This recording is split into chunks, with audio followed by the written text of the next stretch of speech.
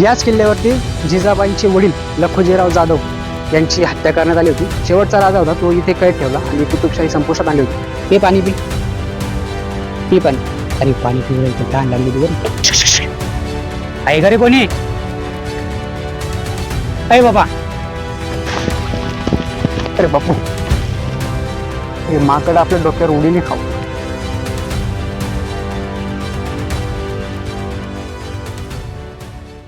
जय शिवराय मित्रांनो, स्वागत आहे तुमचं आपल्या एका नव्या व्हिडिओमध्ये. मित्रांनो, आपण आज अशा किल्ल्यावरती आलेलो आहे ज्याची तुलना छत्रपती शिवाजी महाराजांनी रायगड किल्ल्याशी केली आहे.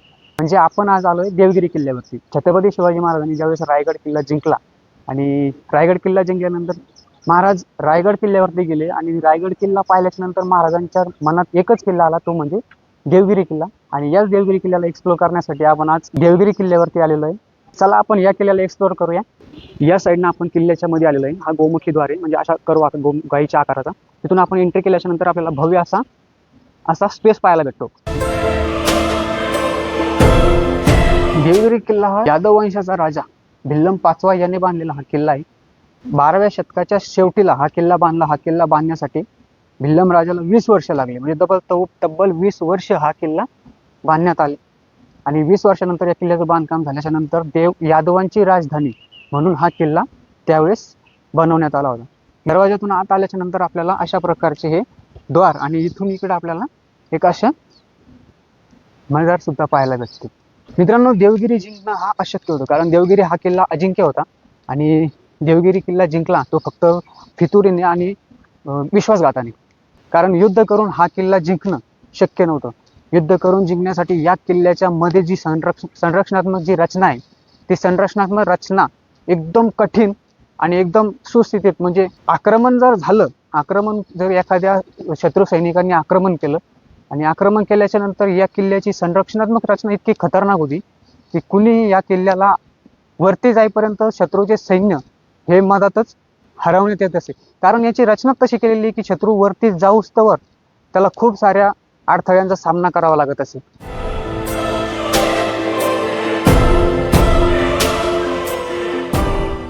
दोन दरवाजे पार करून आपण पुढे आलो की आपल्याला एक चांद मिनार पाहायला भेटतो. आणि हे चांद मिनार अशा प्रकारे आपल्याला समोर दिसतं. आणि या चांद मिनारचे वैशिष्ट्य असं आहे की हा बहमानी काळात राजा अल्लाउद्दीनने बांधलेला आहे. आणि हा चांद मिनार जो आहे तो दिल्लीच्या कुतुब मिनार नंतर दुसऱ्या क्रमांकाचा सर्वात उंच मिनार आहे. आणि या मिनारची उंची जवळपास 63 ते 70च्या आसपास काहीतरी आहे, अराउंड. निश्चित सांगता येणार नाही. पण देवगिरी जिंकल्यानंतर देवगिरीच्या विजयाचं प्रतीक म्हणून हा चांद मिनार बांधलेला आहे. तू मला किती पण पाहिलं तर मी काही तो व्हिडिओ घेणार नाही. किती बी याच्यातून पाय. चल समोर, चल रे समोर. आपण आलोय या दरवाजातून इकडे आणि हा रस्ता जातो वरती किल्ल्याकडे. हा समोर मिनार आहे आणि याच्या जस्ट बाजूलाच आपण वरती थोड्या पायऱ्या चढून आलो की आपल्याला ही खूप मोठा असं तलाव पाहायला भेटतं. आणि त्या काळामध्ये या तलावाचं पाणी बहुतेक गडाच्या पिण्याच्या पाण्यासाठी वापर केला जात असणार. आणि हे खूप मोठा तलाव आहे असा. आणि याचं बांधकाम केलेलं आहे प्रॉपरमध्ये, दगडामध्ये बांधकाम केलेलं आहे. नंतर बहुतेक याला सिमेंट वगैरे लावलं असेल. पण खाली उतरण्यासाठी तिकडून पायऱ्या दिसतात बघा. या पायऱ्या खाली उतरण्यासाठी त्या साईडला सुद्धा आहे आणि इकडच्या साईडला सुद्धा आहे. इथून पण आपण खाली उतरू शकतो. त्या काळात 100% पाणी पिण्यासाठी किंवा पाण्याचा वापर करण्यासाठी या तलावाचा वापर केला जात असणार आहे. आपण कुठल्याही किल्ल्यावरती गेलं की आपल्याला पाण्याचे टाके दगडामध्ये कोरलेले दिसत होते. पण इथं आपल्याला जे दिसतंय हे दगडामध्ये बांधकाम केलंय. दगडामध्ये बांधकाम करून याच्या आतून फिनिशिंग केलेली आहे. फिनिशिंग करून मग याच्यामध्ये पाणी साठवत असणार. हे पाणी वरती गडावरती पिण्यासाठी वापरलं जात असणार. इथं मस्त अशा मोरांच्या आवाज. इथं खूप सारे मोर आहे. आम्ही सकाळपासून आलो आणि इथं मोर असे ओरडतायत जोरात. मोर आहे इथे. अशी पण फलक लागलेली आहे की इथे बिबट्या दिसलाय बाबा. बिबट्या म्हणजे इथं असू शकतो, कारण इकडचं आपल्याला बिबट्याचं दिसल्याचं एक बाहेर बोर्ड लावलेला आहे. त्यामुळे आपण या किल्ल्यावर आलं तर थोडं जपूनच आलं पाहिजे. आपण आत्या पाहिलेल्या या तलावाच्या साईडनं पण आपण येऊ शकतो, कारण इथून वरती येण्यासाठी रस्ता आहे. आणि एक रस्ता असा समोर जातो. हा समोर जाणारा रस्ता आपल्याला इकडे एक मंदिर टाईप दिसतंय काहीतरी, तिथे आपल्याला हा रस्ता घेऊन जातो. आपण त्या तलावाच्या बाजूने वरती आलो. वरती आल्याच्या नंतर आपल्याला हे अशा प्रकारचं दिसतं. इकडेच आपल्याला थोडंसं माहिती दिलेली आपण ती इथे वाचू शकतो. आणि हे जे आहे ते हे भारत माता मंदिर आहे, आणि भारत माता मंदिराचं हे प्रवेशद्वार दिसतंय इकडच्या साईडनं. इकडं बघितलं की इकडं पूर्ण असं काटाकुट्या दिसतात, पण इकडून आपल्याला वरती आपल्याला हे कमान दिसते. या कमानीतून आपण आतमध्ये जाऊ शकतो. आतमध्ये जाऊन आपल्याला भारत मातेच्या मंदिरामध्ये, मित्रांनो हे भारत मातेचं मंदिर कुठल्याच किल्ल्यावरती आपल्याला पाहायला भेटत नाही, पण याच किल्ल्यावर कसं काय पाहायला भेटतं? मित्रांनो, सुरुवातीला यादवांचं राज्य असल्यामुळे इथं मंदिर होतं, आणि मंदिराच्या नंतर इथं इस्लामिक राज्यकर्त्यांनी आक्रमण करून हा किल्ला जिंकला. हा किल्ला जिंकल्यानंतर असं सांगितलं जातं की या किल्ल्याच्या मध्ये जे असणारं मंदिर आहे, ते मंदिर तोडून इथं मस्जिद उभारण्यात आली होती, आणि ती मस्जिदीचा प्रार्थना म्हणून इथं इस्लामिक राजवटीमध्ये त्याचा उपयोग केला जात होता. नंतर भारत स्वातंत्र्य झाल्याच्या नंतर इथं थोडी कॉन्ट्रोवर्सी झाली की इथं काय होतं, इथं हे मस्जिद होती, इथं मंदिर होतं. या कोड्यातून सुटण्यासाठी भारत सरकारने काय पक्षकारांसोबत मिटिंग केली. मिटिंग केल्याच्या नंतर इथं असं ठरवण्यात आलं की बाबा इथं आपण भारत मातेचं मंदिर उभारू, आणि त्या मंदिरामध्ये आपण भारत माता स्थापित करू, आणि त्याप्रमाणे हे भारत मातेचं मंदिर इथं बनवलं गेलं आहे. चला तर आपण भारत मातेचं मंदिर कसं आहे ते बघून घेऊ. तर चला आपण या प्रवेशद्वारातून वरती जाऊ आणि भारत मातेचं मंदिर बघू.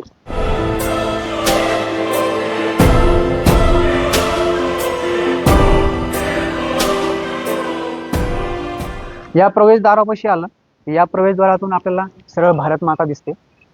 भारत माता मंदिर एकदम सरळ दिसते. आणि हे जे यादवकालीन बांधकाम आहे, हे यादवकालीन म्हणजे पूर्ण दगडात बांधकाम केलेले हे दिसतंय. हे जे दिसतंय पूर्ण दगड एकमेकावर ठेवून याचं बांधकाम केलेलं आहे. पूर्ण इथं दरवाजा होता, आणि इकडच्या साईडला अशा देवळ्या दिसत्या, इकडून पण आणि इकडल्या साईडला पण. इकडून बघितलं की आपल्याला पूर्ण खाली एक परिसर दिसतो. पण या परिसरात सध्या खूप अडचण झाली, पण त्या काळात याचा काही ना काहीतरी वापर केला जात असणार या जागेचा. इथे सैनिक म्हणा कोणी, किंवा सैनिकांचे घरटे वगैरे काहीतरी असू शकते. आपल्याला या परिसरामध्ये सध्या कुठल्याही प्रकारचं कोणीतरी राहत असल्याचं निश्चित सांगता येणार नाही. तर चला भारत मातेच्या मंदिराकडे जाऊ.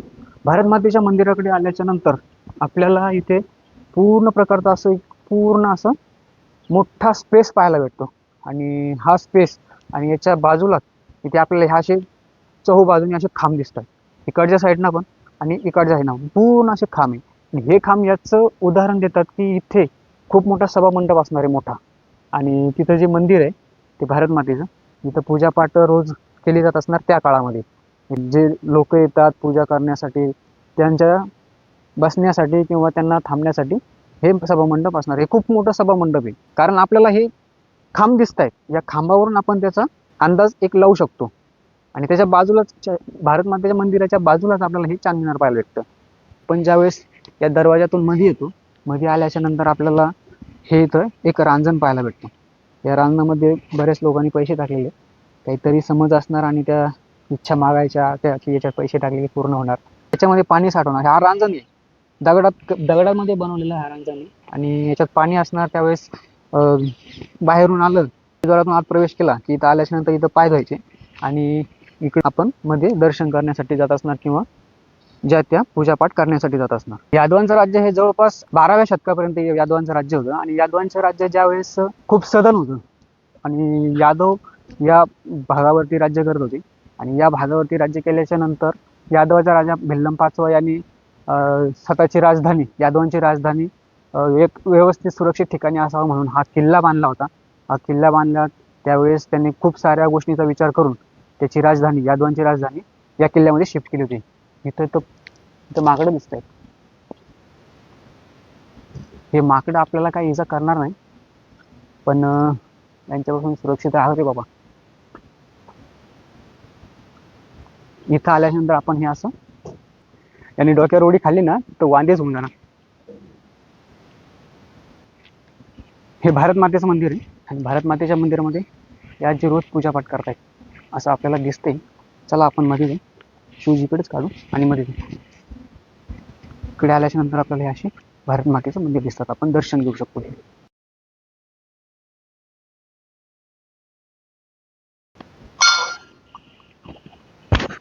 आधी पूजा करा ना. जत्रा होती का? कधी असते जत्रा ही? म्हणजे दरवर्षी असते का? पंढरपूरून आलं की जत्रा होती.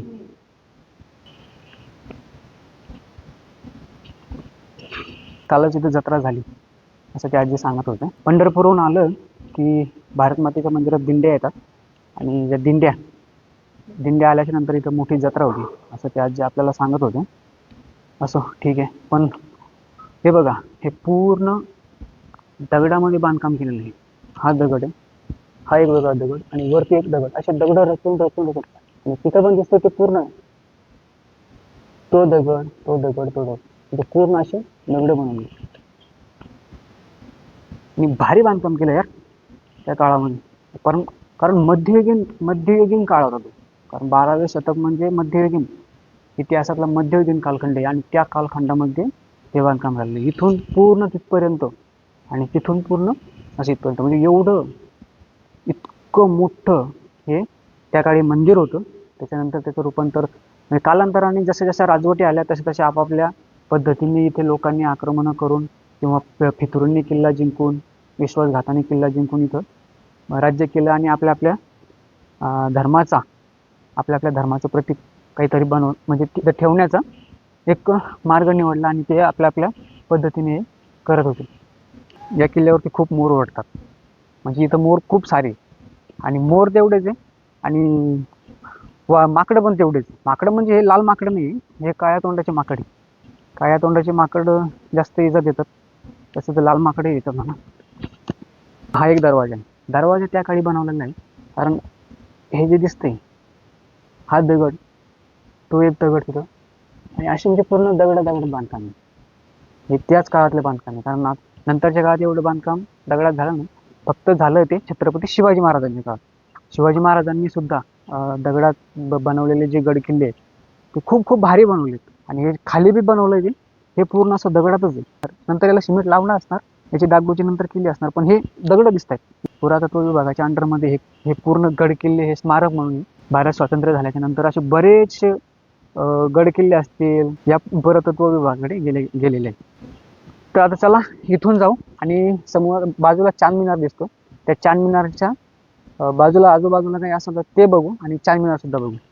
हाय समोर चांदमिनार. आपल्याला जायचं आता, आपण इकडून आलो आणि इकडून आपण या दरवाजातून खाली जाऊ आणि खालून परत जवळ गेलं की हा चांदमिनार, तिथे जाऊ.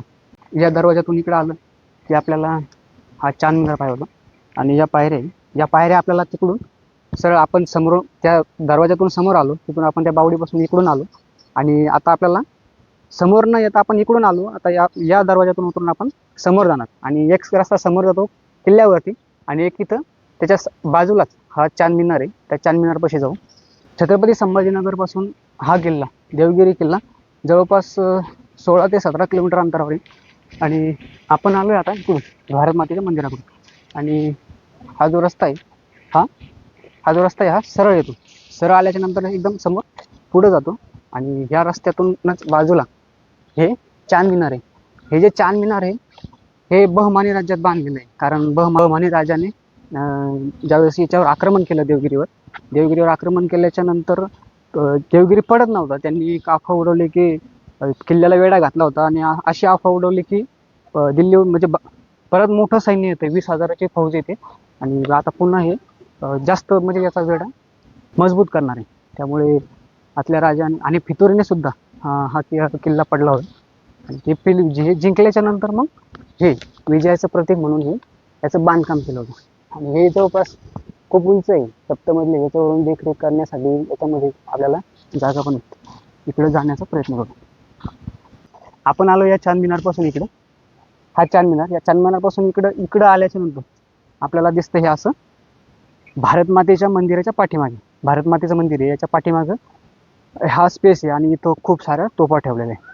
या तोफा अशा पूर्ण अशा चौकोन याच्यामध्ये हे इकडे तिकडे पडलेले असणार. कुठं पुरातत्व विभागाने इथं बांधकाम केलंय, बांधकाम करून असं मस्त तोफा ठेवण्यासाठी सुद्धा दगडाचंच केलंय पण आणि याच्यावरती हे ठेवलंय. हे माकडे, हे माकडं तर आपल्याला तिकडे जाऊ देणार नाही, त्याच्यामुळं चला जाऊया समोर. आणि मिनारच्या परिसरात जाऊ देत नाही, कारण ते आजी आता सांगत होते की जवळपास 25 वर्षापूर्वी एका मुलाने किंवा कोणीतरी म्हणा की ते आत्महत्या केली, वरती येऊन उडी खाल्ली आणि खाली पडून त्याने त्याचा जीव दिला. त्याच्यामुळे हे तिकडं आपल्याला जाण्यासाठी बंद केलेलं आहे, कारण तिकडे आपल्याला तसे लोक पण दिसतात ते आपल्याला तिकडे जाऊ देत नाही.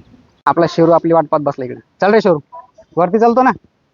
मित्रांनो, शिवाजी महाराजांनी याची तुलना जी रायगडाशी केली होती, रायगडाशी केलेली तुलना ही, कारण रायगड एकदम अति दुर्गम भागात आहे, पण हा किल्ला एकदम असा जास्त असा डोंगराळ भाग नाही, एकच छोटा डोंगर आहे, आणि त्या डोंगरामध्ये याची संरचनात्मक रचना इतकी खतरनाक केली की आतमध्ये शत्रूला दिसणं, बाहेरून दिसताना हा एकदम साधा दिसतो, आतमध्ये जात असताना शत्रूला खूप साऱ्या धोक्यांचा सामना करावा लागतो. या साऱ्या धोक्यांचा सामना करत करत शत्रूला वरती जावं लागतं, पण तो पूर्ण किल्ल्याच्या वरतीपर्यंत जाऊ शकत नाही. गेला तर तो फक्त जर पहारेकरी असतात, पहाऱ्यावर मेन व्यक्ती असतो, त्या व्यक्तीने जर फितुरी केली, शत्रूंना आतमध्ये घेतलं आणि पूर्ण माहिती देऊन जर मध्ये पाठवलं तरच हा किल्ला जिंकणं शक्य होतं, कारण हा किल्ला अजिंक्य अशा प्रकारचा आहे. आणि त्यामुळेच शिवाजी महाराजांनी याची तुलना ही रायगडाशी केली. रायगड तर याच्यापेक्षा भव्यच आहे. आता इथं आपल्याला म्हणजे देवगिरी किल्ल्याचा लोकेशन प्लॅन दिसतो, म्हणजे याच्या बाजूलाच इकडं पाण्याची टाकी आहे आणि इथं पिण्याच्या पाण्यासाठी व्यवस्था केली, तिथं आपल्याला लिहिलेलं दिसतं.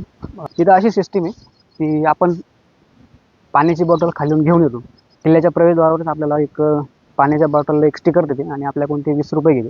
20 रुपये त्यांच्याजवळ ठेवावं लागतं यासाठी की ते स्टिकर बॉटलला लावते. ती बॉटल जर तुम्ही घेऊन आली तर तिथं ते तुम्हाला 20 रुपये परत देणार. आणि इकडं जे ते हेमाडपंथी मंदिर, आता आपण जे भारत मातेचं मंदिर पाहिलं त्या टाईपचंच ते बांधकाम आपल्याला आतमध्ये आपल्याला जे खांब आहे ते खांब दिसतात, म्हणजे ते मंदिर सुद्धा त्याच वेळेस बांधलेलं होतं आणि त्यासोबतच हे सुद्धा मंदिर बांधलेलं असतं. तिथं लिहिलेलं आहे हेमाडपंथी मंदिर या साईडला. तिकडे जाता येणार नाही कारण हे पूर्ण बंद करून ठेवलं आहे. हा खूप मोठा एरिया आहे, या एरियातून आतमध्ये आपण नाही जाऊ शकत. हा एक प्रवेशद्वार आहे, हा एकदम भक्कम प्रवेशद्वार आहे. हा असा बांधलेला आहे की पूर्ण दगडात आहे, पूर्ण असे दगड दगड दगड, म्हणजे दगडातच बांधकाम केलं. आणि ह्या पायऱ्या आहे, या पायऱ्यातून आपल्याला आता या मंदिरात, या प्रवेशद्वारातून आत जायचं आहे.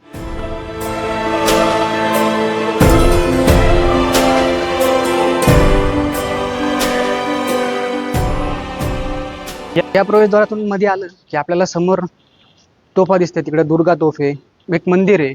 त्या मंदिरातून आपल्याला समोर मंदिराच्या बाजूला चिनी महालाच्या बाजूला तिकडे आपल्याला समोर खंदक आहे, त्या खंदकातून आपल्याला समोर जावं लागतं.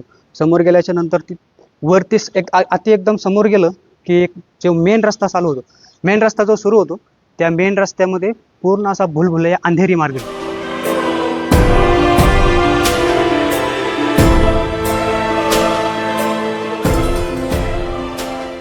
आपण या दरवाजातून समोर आलं की वरती सुद्धा एक बिल्डिंग दिसते.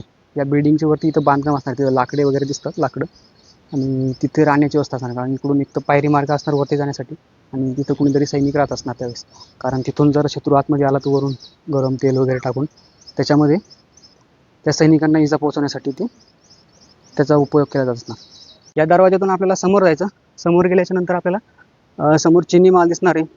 पुन्हा समोर किल्ल्याच्या वरती जाण्यासाठी जो पूल बांधलेला आहे, त्या पुलाचा सुद्धा आपल्याला त्या पुलावरून सुद्धा आपल्याला समोर जायचं. आता या दरवाजातून आपण समोर चाललोय. समोर गेल्याच्या नंतर आपल्याला एंट्रन्सलाच आपण एंटर केलं, असं गोल फिरून इकडे एंटर केलं या दरवाजातून की आपल्या समोरच हे इथं नाव दिसतंय चिनी महल म्हणून, आणि हा दिसतोय समोर हा चिनी महल.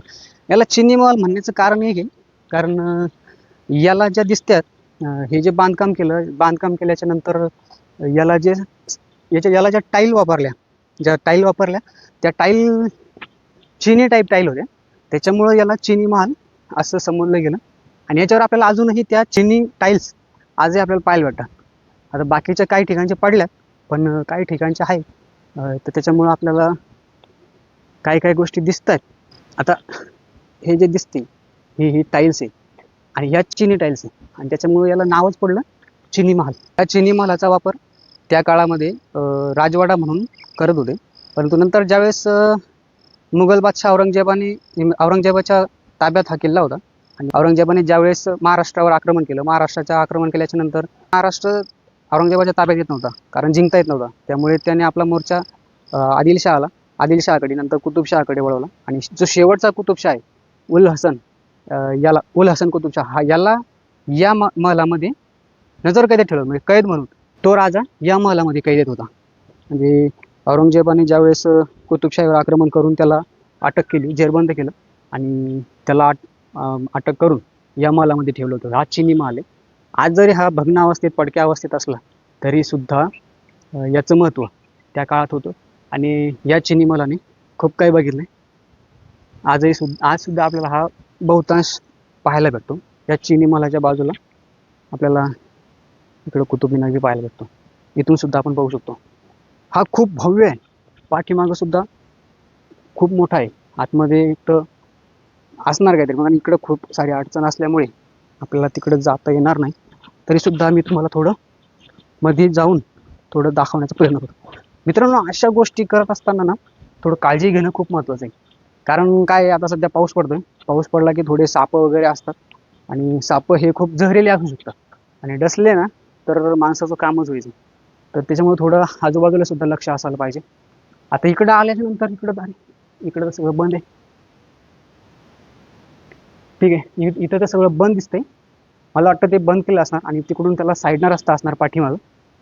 हा छोटासा महाल आहे आणि याचा आणि मला तर वाटतं हा 2 मजली असणार आहे. कारण वरती सुद्धा आपल्याला हे दिसतंय.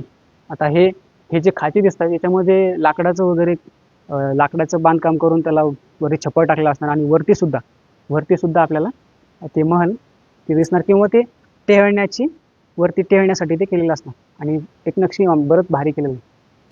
तर चला इथून जाऊया पुढे चिनी महालातून आणि समोर जाऊन आपण आता किल्ल्यामध्ये प्रवेश करू.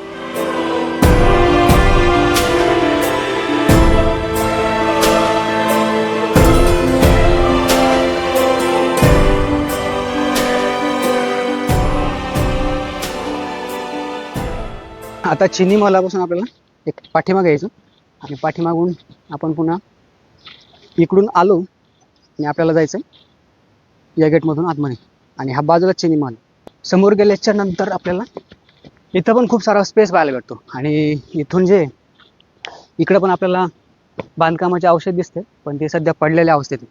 आता तिकडं पण फक्त इथं रूम असणार किंवा एक राहण्याची व्यवस्था केलेली असणार आणि ती समोर जी दिसते समोर देवळी, इकडून सुद्धा देवळ्या आणि तिथं छोट्या छोट्या देवळ्या दिसतात.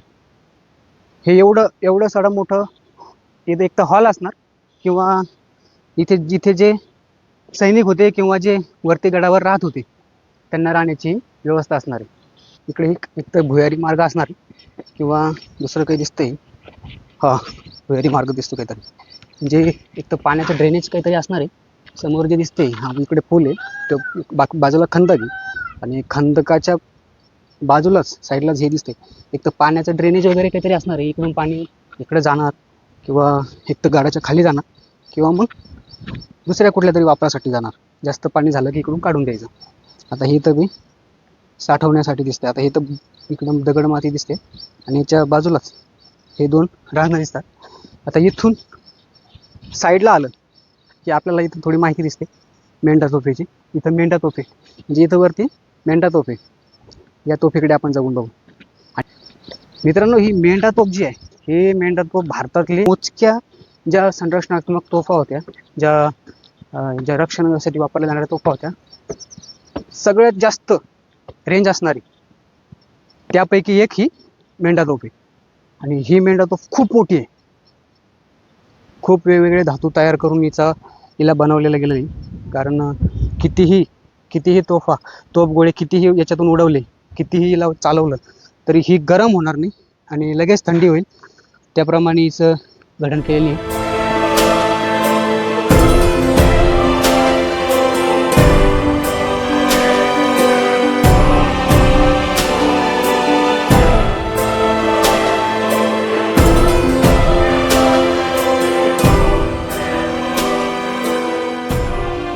आता मेंढा तोफ बघितल्याच्या नंतर आपल्याला एक रस्ता समोर घेऊन जातो.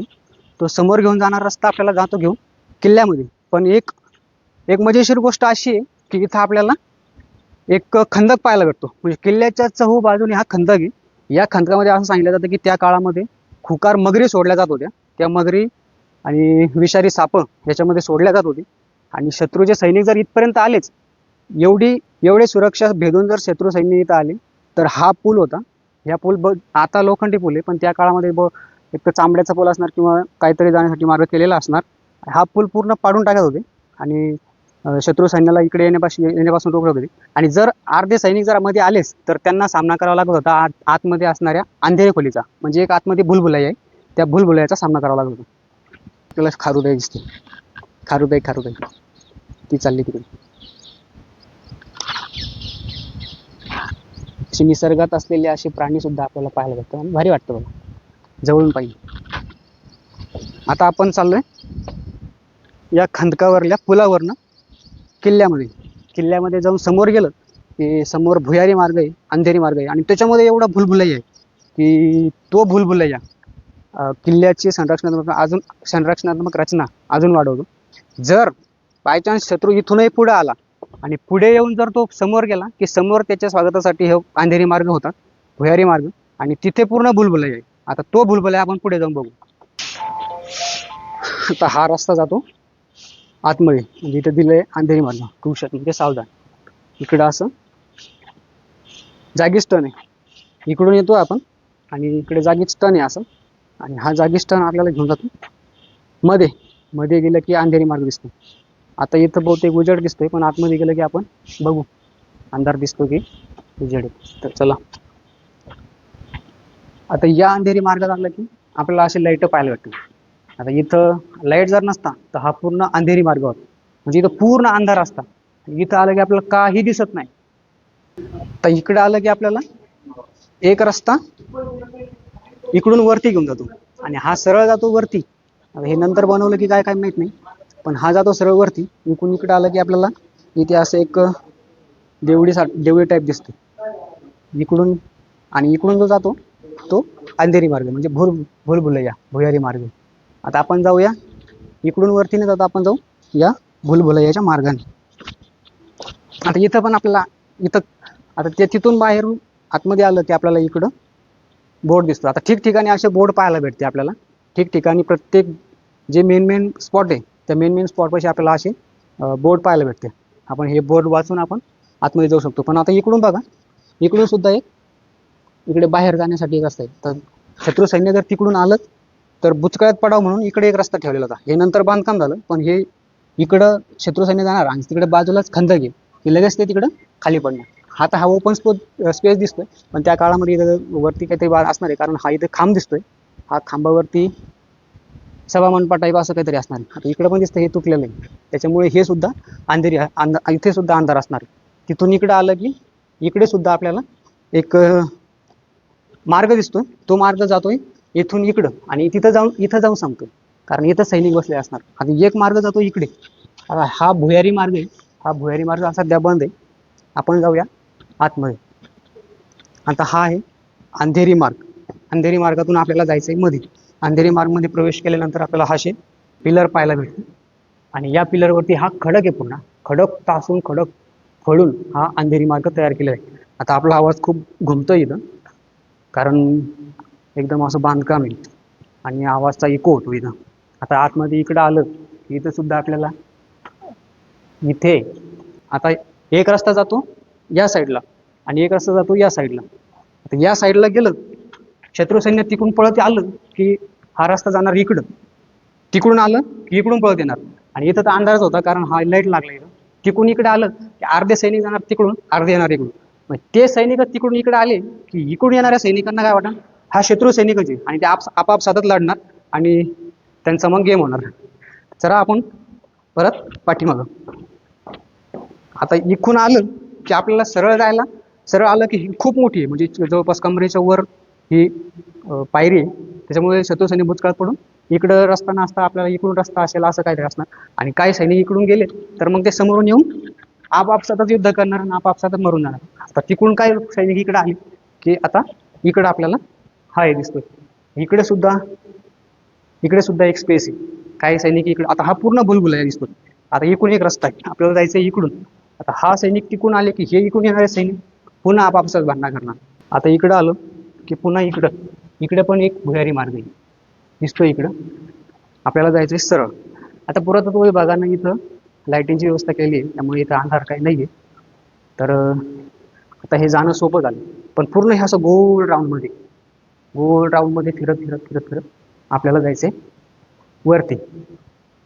थोड्या पायऱ्या पण अशा यांचं पायऱ्यांचं स्ट्रक्चर असं आहे की खालीवर केलेलं आहे, कारण शत्रूला अंदाज येऊ नये की पायऱ्या कशा आहे म्हणून शत्रू बुचकळ्यात पडा आणि शत्रूची गती कमी व्हावं यासाठी ह्या पायऱ्या कमी जास्त आकाराच्या तयार केलेल्या आहेत.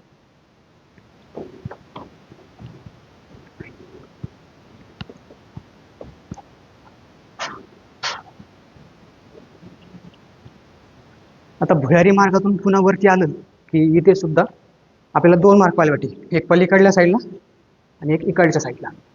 आता हा रस्ता सुद्धा वरती जातो भुयारी मार्गातून आणि हा रस्ता इथे जागीच जातो. आपण तिथे सुद्धा जाऊन बघू. आणि हा एक आता एक आपण आलोय तिकडून जाऊन असं आलो आणि एक रस्ता हा हा तोच रस्ता आहे आणि तोच रस्ता एक असा गोल राऊंड होऊन इकडून येतो, म्हणजे एक छोटीशी देवळी तिथं, त्या देवळीतून सैनिक घुसून आतमध्ये इकडून येणार आणि काही सैनिक तिकडून गेले की पुन्हा इकडून आलेले सैनिक आणि तिकडून आलेले सैनिक पुन्हा आपापसात भांडणार. अशा प्रकारचा हा भुलभुलैया दिसतो आपल्याला. आता त्या भुयारी मार्गापासून आपण इकडे आलो आणि हा एक इकडे रस्ता आहे इकडे वरती यायला आणि एक रस्ता जातो तिकडे वरती, तो जातो आपल्याला किल्ल्यावरती घेऊन आणि हा रस्ता येतो इकडे घेऊन. इकडे आलं की आपल्याला खंदक आणि ते पाहायला भेटतं. नाही वरती पण आहे ना, ते काय ते समोरून तसं, हे फक्त इकडे व्ह्यू आहे. आता आपण खालीहून भुयारी मार्गापासून तिकून आलो आणि आपल्याला एक रस्ता दिसला होता की जो सरळ आपल्याला भुयारी मार्गात घेऊन न जाता आपल्याला सरळ घेऊन येत होता. तो हा मार्ग आहे. आपण तिथून सरळ इकडून येऊ शकतो, पण आपण इकडून न येता आपण तिकून तसं आलो आणि इकडून एक बुचकळ्यात पडणारा रस्ता. शत्रू सैनिक पुन्हा इकडे येणार, पुन्हा इकडे येऊन इकडे काहीच भेटणार नाही, पुन्हा त्याला वापस जावं. म्हणजे इतकी टाईम वेस्ट करायची शत्रू सैन्याची की पूर्ण नामोहरम करून टाकायचं, परेशान करून टाकायचं आणि शत्रू सैन्य हे याच्यातून परेशानी होऊन पुन्हा पाठीमागे जाणार. एक हारुताई, पाणी प्यायचं का? पाणी प्यायचं? पाणी प्यायचं का? खारुताई पाणी प्यायचं? एमकून धीर पाणी मुकुंदा पाणी दे. ये बाय पाणी प्यायचं तुला? आपण खायला नाही आले आपल्याला. पे पाणी, पी पाणी. अरे पाणी पिऊ राहिलं, तहान लागली तू बरं. दे अजून थोडं, थांबतच ना थोडं हातात दे.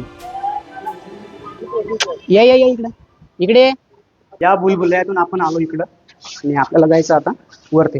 आता या पायऱ्या एकदम अनिश्चित आहे, म्हणजे एक पायरी खाली, एका पायरीचं जागा उंची कमी, एका पायरीची उंची जादा. कारण काय, शत्रू सैन्याची गती कमी होण्यासाठी, बुचकळ्यात पडासाठी हे याचं बांधकाम स्ट्रक्चर केलं. आता इथं उजाड असल्यामुळे आपल्याला दिसतंय खाली, चालताही येतं, त्यामुळे आपल्याला काय चालायला प्रॉब्लेम नाही. अशा प्रकारच्या पायऱ्या इकडून आपल्याला संरक्षणासाठी खाली पडू नये म्हणून इकडून रेलिंग पण आहे. आता इकडं वरती आलं की आता पुन्हा वरती जायचं आणि एक रस्ता इकडून आहे. चला वरती. म्हणजे या किल्ल्याचा भुलभुलैया असा बनवलाय की बाले किल्ल्यापर्यंत जाऊस तर म्हणजे मानसिक कसं हरवायचं हे सुद्धा हा किल्ला आपल्याला शिकवतो. या किल्ल्याची रचना तशी केलेली आहे, म्हणजे मानसिक पूर्ण खच्चीकरण होणार सैनिकांचं इथपर्यंत व्यवस्था. उंचीने छोटा आहे पण संरक्षणात्मक खूप खतरनाक हा किल्ला बांधलाय. एक भुलभुलैया पार करून आपण येतो वरती. वरती आलं की आपल्याला यावं लागतं इकडं. आता इकडं काही रेलिंग वगैरे लावली, काही व्ह्यू पॉईंट आहे, इकडं व्ह्यू पॉईंट असणार. आपण जाणार इकडं वरती, इकडं पूर्ण व्ह्यू पॉईंट आहे, या साईडला पूर्ण व्ह्यू पॉईंट आहे. आपल्याला जायचंय इकडं वरती.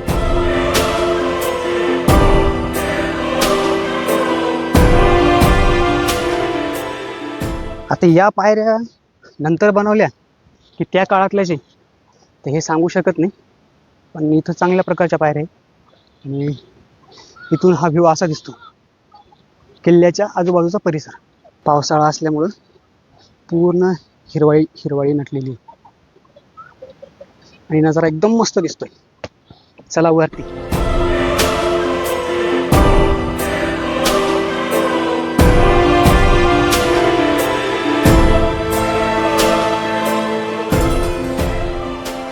हा एक प्रवेशद्वार, म्हणजे या किल्ल्याला खूप सारे प्रवेशद्वार आहे आणि या प्रवेशद्वारातून मध्ये गेलं की आपल्याला समोर गणेश मंदिर पाहायला भेटतं. त्या गणेश मंदिरातून आपण जाऊन दर्शन घेऊ आणि वरती जाऊ. पायऱ्या चढून वरती आलं की तिथं खूप सारा स्पेस आहे आणि त्या पायऱ्या सोडून आपल्याला इकडून यावं लागतं. इकडून आलं की तिथे आपल्याला समोर गणेश मंदिर दिसतं. त्या गणेश मंदिरापाशी आपण जाऊ, दर्शन घेऊ.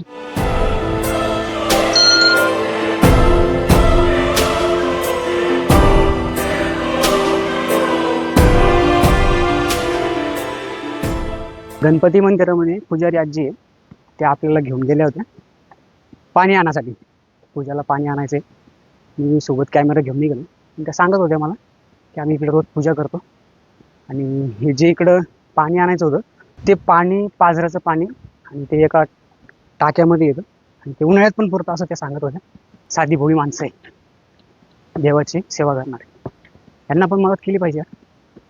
पाणी आणायला आपण गेलो होतो, इथून खाली गेलो.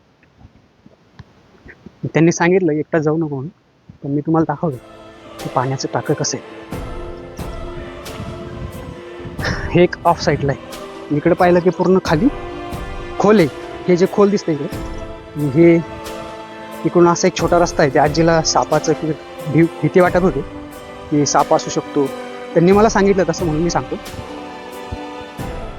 त्याच्यामुळे त्यांनी मला घेऊन गेलं. मी सांगितलंय की हे जे पाणी, हे पाणी उन्हाळ्यात पण पुरतं आणि पूर्वी हे पाणी ते पिण्यासाठी वापर करतात.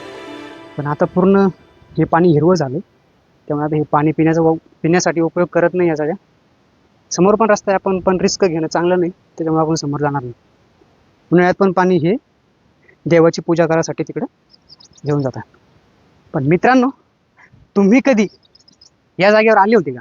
आणि असा हा हिरवळीने नटलेला किल्ला कधी पाहिला होता का? किंवा अशा हिरवळीमधून तुम्ही कधी फिरले होते का? याच किल्ल्यावरती जिजाबाईंचे वडील लखोजीराव जाधव यांची हत्या करण्यात आली होती. त्यावेळेस निजामाने त्यांना दरबारामध्ये मुजऱ्यासाठी बोलवलं आणि त्यांच्यासोबत त्यांचे नातू आणि त्यांचे पुतणे सुद्धा होते. आणि मुजऱ्यासाठी आले असता निजामाने पाठ फिरवली आणि पहिल्यापासूनच जो घात लावून बसलेला होता तो त्या सैनिकांनी लखोजीराजांवर तलवारीच्या सपासप वार केले आणि त्यांची हत्या केली. त्यांच्यासोबत त्यांचे पुतणे सुद्धा होते आणि त्यांचा एक नातू होता. नातू तो गडाच्या खाली होता त्यांच्या पत्नीपाशी, तो वाचला. पण बाकी सगळे या हत्येमध्ये वारले. आणि त्यांची, कारण लखोजीराजे जाधव हे मराठ्यांचे एक शक्तिशाली सरदार होते त्या काळी. त्यामुळे निजामाला असं वाटलं की हे आपल्या विरोधात षडयंत्र करतायत. त्यांना संशय आला आणि त्यांच्या दरबारात सुद्धा अशी मंडळी होती की त्यांनी लखोजीराजांचे कान भरून दिले. कान भरून दिल्याच्या नंतर निजामाचा संशय बळावला आणि मग त्याने हे कांड घडून आणलं. लखोजीराजांची हत्या झाल्याच्या नंतर जिजाबाई मनातून पूर्ण तुटून गेल्या होत्या आणि त्यावेळेस जिजाबाई गरोदर होत्या छत्रपती शिवाजी महाराजांच्या टायमाला. आणि त्यांना खूप या प्रकरणाचा धक्का बसला आणि त्यानंतर शहाजीराजांनी जिजाबाईंची समजूत काढली आणि नंतर मग समोर छत्रपती शिवाजी महाराजांचा अशा गोष्टीतूनच जिजाबाईंनी छत्रपती शिवाजी महाराजांनी या सगळ्या गोष्टीतूनच बाहेर पडण्यासाठी शिवाजी महाराजांना घडवलं. आणि नंतर आपल्याला माहीतच आहे छत्रपती शिवाजी महाराजांनी काय केलं. नंतर निजामशाही संपली, पण स्वराज्य, छत्रपती शिवाजी महाराजांचं स्वराज्य हे कायम राहिलं. ते आज तागायत आहे. अटक ते कटक छत्रपती शिवाजी महाराजांचं राज्य स्थापन झालं होतं. आता आपण जाऊया वरती. ज्यावेळेस आपण गडकिल्ल्यांवर फिरतो त्यावेळेस आपल्याला खरा इतिहास काय आहे ही गोष्ट सुद्धा आपण जाणून घेण्याचा प्रयत्न केलाच पाहिजे. कारण आपल्याला आपला इतिहास कळणं हे सुद्धा तितकंच महत्त्वाचं आहे. काही गोष्टी ह्या पुस्तकामध्ये जशाच्या तशा येत नाही, कारण आपण प्रत्यक्ष पाहण्यात आणि कुणाचं तरी ऐकून त्याचा अनुभव आपल्या डोळ्यासमोर चित्रण उभा करायचं, यात थोडा फरक असतो. त्यामुळे गडकिल्ल्यांची सफर आपण स्वतः करायची, स्वतः तो अनुभवायचा, एक्सप्लोअर करायचा. आणि त्यासाठीच आपला प्रयत्न आहे. आपण गडकिल्ले एक्सप्लोअर करतो. जर तुम्हाला गडकिल्ले बघायचे असतील घर बसल्या, तर तुम्ही आपल्या चॅनलला सबस्क्राईब नक्की करू शकता. सबस्क्राईब करून ठेवा, कारण अशाच प्रकारचे व्हिडिओ आपण या चॅनलच्या माध्यमातून देण्याचा प्रयत्न करणार आहोत. आपण जे आहे आता आपण म्हणजे जवळपास बालेकिल्ल्यावरच आहे. बालेकिल्ल्याच्या बाजूलाच इकडे एक टेहळणी बुरुज आहे. हा टेहळणी बुरुज आहे आणि इथून पूर्ण व्ह्यू दिसतो. आणि छत्रपती संभाजीनगर शहराचा सुद्धा इकडे व्ह्यू दिसतो, तुम्ही आताच बघितला असेल. आणि हा टेहळणी बुरुज शत्रूवर निरीक्षण करण्यासाठी किंवा इथं एक तर तोफा सजवलेल्या असतील शत्रूचे स्वागत करण्यासाठी, किंवा सैनिकांना टिहळणी करण्यासाठी हे एक ठिकाण होतं. आणि इथून आजूबाजूला पूर्ण डोंगर आहे, इकडच्या साईडला पण डोंगर आहे, आणि या पूर्ण डोंगराच्या मधोमध एक डोंगर आहे.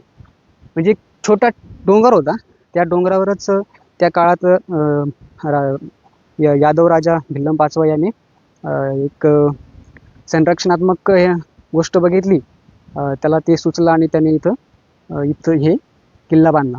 आणि त्याची तटबंदी आजही आपल्याला चांगल्या प्रकारे पाहायला भेटते. इकडून जी पूर्ण तटबंदी दिसते ही तटबंदी आहे, पूर्ण गोल तटबंदी इकडं. आता आपण खालून पायऱ्या चढून वरती आलो, आणि वरती आल्याच्या नंतर इथं आपल्याला असं एक बांधकाम दिसतं. हे जे बांधकाम आहे याला बारादरी असं म्हटलं जातं, कारण बारादरी त्याचं नाव असं याला नाव दिलेलं आहे. आणि मुघल बादशाह शहाजहाने हे बांधलेलं आहे. ज्यावेळेस पर्यटक दमून पुढे येतात आणि तिथं बसतात, ते पूर्ण असं हवेचं सर्क्युलेशन होतं आणि पूर्ण थंड वाटतं इथं. आणि इथे पूर्ण असं गोलाकृती असे बांधकाम आहे याचं, म्हणजे अष्टकोनी बांधकाम दिसते गोलाकृतीने. आणि बारादरीची एवढी माहिती नाही आपल्याला, पण आपण बघू, एक एक्सप्लोअर करायचा प्रयत्न नक्कीच करू. अशा प्रकारचा हा रस्ता आहे, हा दरवाजा आहे. आणि या दरवाजातून मध्ये आलं की आता इथं फाटीचं बांधकाम केलेलं आहे. म्हणजे पूर्ण बांधकाम असं केलेलं आहे की पूर्ण असं अष्टकोनी आहे. इकडून अशा खिडक्या ठेवलेल्या आहे. त्या काळी बहुतेक इथं लोखंडी खिडक्या होत्या असं आपलं वाचनात आलं आहे खाली. आणि हवेचं एक सर्क्युलेशन होण्यासाठी, कारण उंचावरती हवा आली की थंडगार हवामध्ये यायची आणि इथे बसणाऱ्यांना आल्हाददायक वाटतं.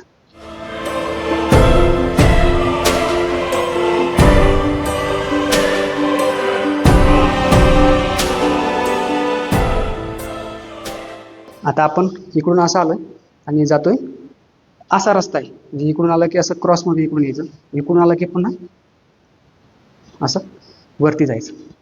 वरती जाण्यासाठी आपल्याला इथे सुस्थितीत पायऱ्या आहे, आणि हा लोखंडाच्या पायऱ्या आहे.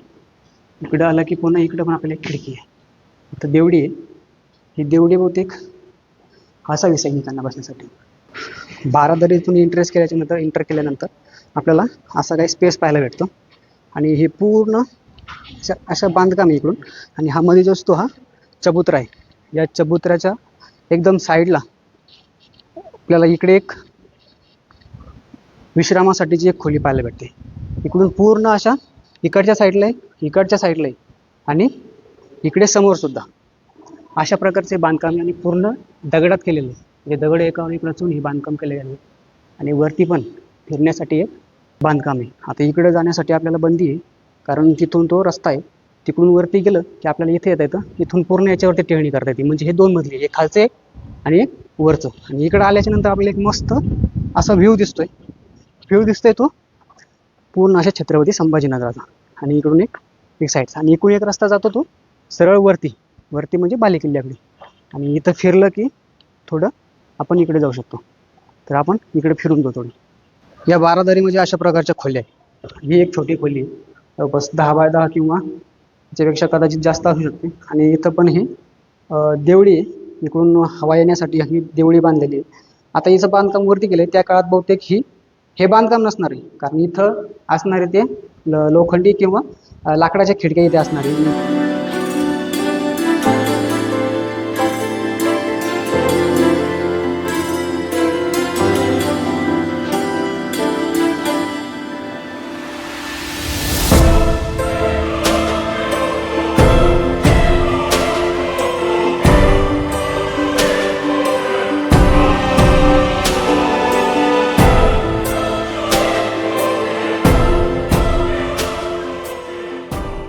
या बारादरीमध्ये आल्याच्या नंतर आपल्याला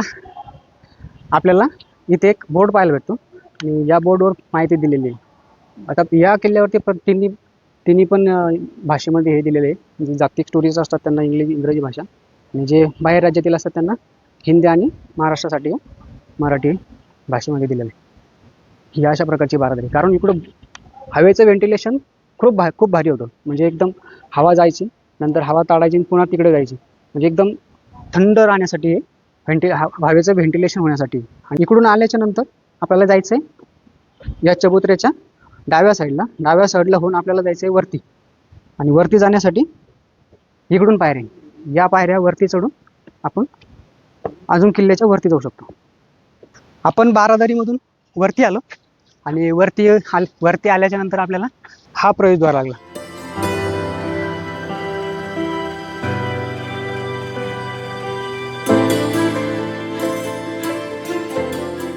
मित्रांनो, इथून वरती आलं की आपल्याला बारादरीपासून आपण त्या प्रवेशद्वारातून वरती आलो आणि आपल्याला दिसते हे तोफ दिसते.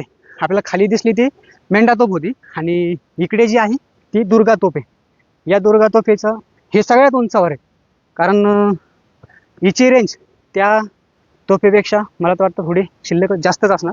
त्यामुळे ही उंचावर ठेवली आणि उंचावरून जर इकडे आसपास शत्रूचा छावणी जर पडली तर त्यांच्यावर तोफेद्वारे हल्ला करायचा आणि ही छावणी किल्ल्याच्यापासनं मागे म्हणजे दूर हटवायची.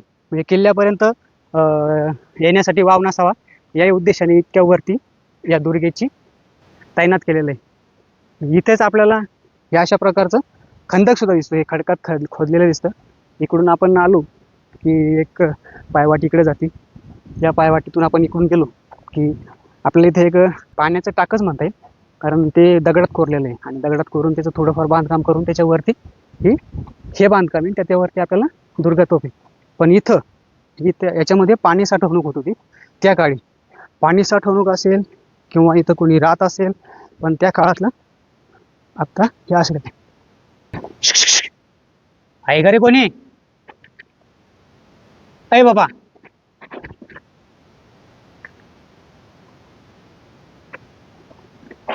इथं कोणीच नाहीये, आपणच आहे. पण हे अशा प्रकारचं बांधकाम, इकडे दोन पिलर आहे आणि तिकडून सुद्धा हे पूर्ण दगडात, म्हणजे हा दगड आहे. हा दगड खोदून दगड तासून हे बनवलेलं आहे आणि त्याच्यानंतर बांधकाम हे नंतरच्या काळात केलं असं. कारण तिथे एक पिलर दिसतंय, हा पिलर एक दगडात दिसतोय आणि हा नंतर बांधकाम झालेलं दिसते. म्हणजे त्याला सपोर्ट देण्यासाठी हे बांधकाम मिळालं, कारण वरती बांधकाम आहे त्याच्यावरती दुर्गा तोफ आहे. म्हणजे हे ढासळू नये किंवा मजबूत असावं म्हणून नंतरच्या काळात हे बांधकाम झालं. पण हे पूर्ण दगडात कोरलेलं आहे. त्याचे दिसतंय वरून पूर्ण दगडाने तासून कोरलेलं हे टाकं, किंवा त्या काळात एखाद्याला राहण्याची व्यवस्था असेल तर. चला वरती. या किल्ल्याने खूप साऱ्या महाराष्ट्राचा राजकीय वारसा बघितलेला आहे, राजकीय घडामोडी बघितलेल्या आहे. कारण या किल्ल्यावर यादवांनी, त्याच्या पहिले चोल राज्यांनी, चालुक्यांनी, त्याच्यानंतर यादवांच्या नंतर बहमनी नंतर पुन्हा निजामशाही असेल, पुन्हा मराठ्यांनी सुद्धा इथं राज्य केलेलं आहे. अशा बऱ्याच राजवटी या किल्ल्याने अनुभवलेले आहे. या किल्ल्याने महाराष्ट्राच्या राजकीय चढउतार, राजकीय घडामोडी या किल्ल्याने अनुभवलेले. तिकडून आपण आल्याच्या नंतर आपल्याला इथे एक थोडंसं मंदिर टाईप दिसते. पैठणच्या नाथ महाराजांचे गुरु का? कुठं मध्ये का? एकनाथ महाराजांचे गुरु यांचं मंदिर आहे आणि त्यांचं इथं छोटंसं मंदिर आहे, पादुका आहे. दत्तगुरु जनार्दन स्वामी मंदिर यांच्या पादुका इथं दिसते. त्यांचे गुरु आहे ते इथं बहुतेक तपस्या करत असणार. आपण त्यांचं दर्शन घेऊ, कारण इथं आल्याच्या नंतर आपल्याला काही गोष्टी माहीत नसतात. स्थानिकांना विचारून जर आपण माहिती घेतली तर आपण हे नक्कीच आपल्याला माहिती पडते. थोडं विचारपूस केली की अशी माहिती मिळते. इथे पण दिंडे येतात, भगवे झेंडे घेऊन वारकरी इथे वरती येतात. इथे एक अशी आख्यायिका आहे की इथं जनार्दन स्वामींचे दत्तांनी दर्शन दिले आणि ते इथंच लुप्त झाले असे ते बाबा सांगत होते. अशी एक आख्यायिका आहे. आता ती आख्यायिका आपल्याला आता कळली. याच्या पहिले कोणाला माहित होती की नाही हे कमेंट करून नक्की सांगा. आता टॉपला आलं की आपल्याला हा पुरातत्व विभागाने इथे लावलेला एक टॉवर दिसतो आणि त्याच्या साईडलाच आपल्याला इकडं दुर्गा तोफ ठेवलेली आहे. याचं बांधकाम केलेलं आहे दगडामध्ये बांधकाम करून तिथे दूर इकडं आपण वरती जाऊ शकतो इकडून. आणि इथं जे येते ही काळा पहाड तोफ, वरती दुर्गा तोफ आहे आणि इकडच्या साईडला ही काळा पहाड तोफ आहे. इथे नाव दिलेलं आहे काळा पहाड तोफ. आणि ही काळा पहाड तोफ अशी असू शकते की हिचं नाव असं याच्यामुळे पडलं असणार की ही शत्रूवर काळ बनून बरसत असणार. म्हणजे काळ बनून जर बरसली म्हणून तिला नाव दिलं काळा पहाड तोफ. असं असू शकतं, एक अंदाज आहे. पण ही अशा प्रकारच्या तोफ आपल्याला पाहायला दिसतात. आता खालची मेंढा तोफ आहे, त्या तोफेवरती बहुतेक किल्ले शिकंज असं काहीतरी पारसी भाषेत नाव आहे. आणि ही जी वरती दुर्गा तोफ आहे, या दुर्गा तोफेवर नाव आहे श्री दुर्गे, देवनागरी भाषेमध्ये आहे. आणि ही आहे काळा पहाड तोफ. हिच्यावर नाव आढळत नाही, पण तिला नाव दिलंय काळा पहाड तोफ. याच्यावर कोणीतरी इथे लिहिण्याचा प्रयत्न केला होता, पण तो सक्सेस राहिला नाही वाटतं. पण असू द्या, अशा प्रकारच्या राष्ट्रीय स्मारकाला धोका पोहोचवणं किंवा त्यांची नासधूस करणं योग्य नाही. त्यामुळे आपण असाच व्हिडिओ घेऊ आणि जाऊया दुर्गा तोफेकडे. इथे या तोफेविषयी माहिती दिली. हा बोर्ड वाचून झाला की आपण जातो वरती जाण्यासाठी पायऱ्या आहे, आणि पायऱ्यांच्या बाजूला ही रेलिंग लावलेली. ही जागा नाही, पण आपण सहज जाऊ शकतो, सहज चढू शकतो आणि सहज उतरू शकतो. इकडून पण आपण जे पाण्याचं टाकं पाहिलं आतमध्ये जाऊन भुयार, तिकडून पण एक रस्ता आहे, पण तो थोडा रिस्की आहे. त्याच्यामुळं पाय सटकण्याची भीती आहे. पाय सटकला की खाली खोल दरीत पडू शकतं. त्याच्यामुळं मेन मार्गाचाच वापर केला पाहिजे. गडकिल्ल्यांच्या ठिकाणी आपण फिरतो तर असा उचापती करणं चांगलं नाही. आता वरती आल्याच्या नंतर आपल्याला दिसते ही दुर्गा तोफ. ही दुर्गा तोफ याची मारक क्षमता जवळपास 2 किलोमीटर आहे, आणि जास्तीत जास्त हिची मारक क्षमता 3.5 किलोमीटरपर्यंत ही मारा करू शकते. ही दुर्गा तोफ विशेष धातूपासून आणि बाहेरील बाजूस तांब्यापासून बनवलेली. हिची बनावट अशी केलेली आहे की ही 360 डिग्रीमध्ये फिरू शकते. आणि ही उंचावर ठेवलेली आहे. उंचावर ठेवून शत्रूवर हल्ला करण्यासाठी या तोफेची निर्मिती केलेली आहे. ही तोफ बघितली का, आतून कशा कड्या दिसते, पूर्ण आतून अशा कड्या आणि या कड्या वापरून ही तोफ बनवलेली. आता या तोफीचा वापर कसा होतो, तर याच्यामध्ये दारू टाकली जाते. म्हणजे दारू अशी ती दारू टोचून मारल्या जाते. नंतर इथं तोफेचा गोळा ठेवायचा. तोफेचा गोळा ठेवल्यानंतर पाठीमागच्या साईडला इकडे आपल्याला एक वात लावण्यासाठी एक जागा असते, ती इथे. ही वात इथून पेटवली, आतमध्ये असलेल्या दारूचा स्फोट होतो. तो स्फोट एवढा भयान होतो की तो स्फोट त्या तोफगोळा असतो, त्या तोफगोळ्याला एकदम जोरात ढकलतो, आणि तो तोफगोळा समोर जाऊन शत्रूच्या छावणीवर किंवा शत्रूच्या हत्ती असेल, शत्रूचे सैनिक असेल त्यांच्यावर जाऊन पडतो, आणि तिथे शत्रू नामोहरम होतो. आता या तोफेवर श्री दुर्गे असं देवनागरी लिपीमध्ये लिहिलेलं आहे. श्री दुर्गे हे देवनागरी लिपीमध्ये लिहिलेलं आहे, कारण ही खूप म्हणजे यादवांच्या काळातील असू शकते असा एक अंदाज असू शकतो. आणि हे त्याचे कडे बनवून हे बनवलेली. हिला पूर्ण 360 डिग्रीमध्ये आपल्याला फिरवता येते. एकदम मजबूत अशी तोफ आहे, कारण भारतामध्ये सगळ्यात मोठमोठ्या तोफ असतील त्यापैकी ही एक तोफ आहे. तर मित्रांनो, आपण आपला ब्लॉग इथेच थांबूया, कारण आपण आलोय आता देवगिरी किल्ल्याच्या सगळ्यात वरती टॉपला. आणि ही आहे आपल्या पाठीमागे दिसतीची ही दुर्गा तोफ आहे. या दुर्गा तोफेपर्यंत आल्याच्या नंतर हा किल्ला आपला एक्सप्लोर करणं संपतो, आणि आपण आता जाऊया खाली. हा व्हिडिओ तुम्हाला कसा वाटला कमेंटमध्ये नक्की सांगा. आणि व्हिडिओ आवडला असेल तर व्हिडिओला लाईक करा, शेअर करा. आणि तुम्ही आपल्या व्हिडिओवरती नवीन असाल तर चॅनलवरती नवीन असाल तर चॅनलला सबस्क्राईब नक्की करा. भेटूया पुढच्या व्हिडिओमध्ये. धन्यवाद.